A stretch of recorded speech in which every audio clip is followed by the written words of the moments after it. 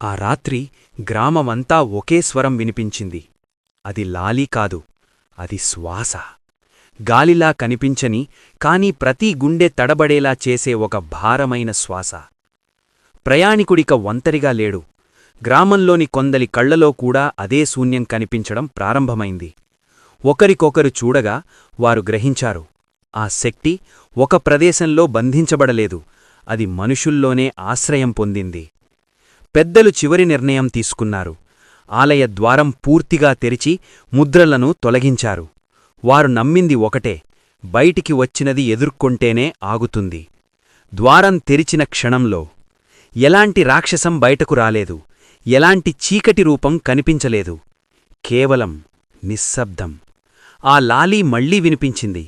ఈసారి భయంగా కాదు, బాధగా. గ్రామస్థులు చివరికి నిజం తెలుసుకున్నారు. ఆలయం బంధించినది రాక్షసం కాదు, మరిచిపోయిన బాధ, మాట్లాడని కన్నీళ్లు, దాచిన జ్ఞాపకాలు. ఆ లాలీ ఆగిపోయింది. ఈసారి శాశ్వతంగా. మరికొన్ని వీడియోల కోసం లైక్ చేసి సబ్స్క్రైబ్ చేసుకోండి.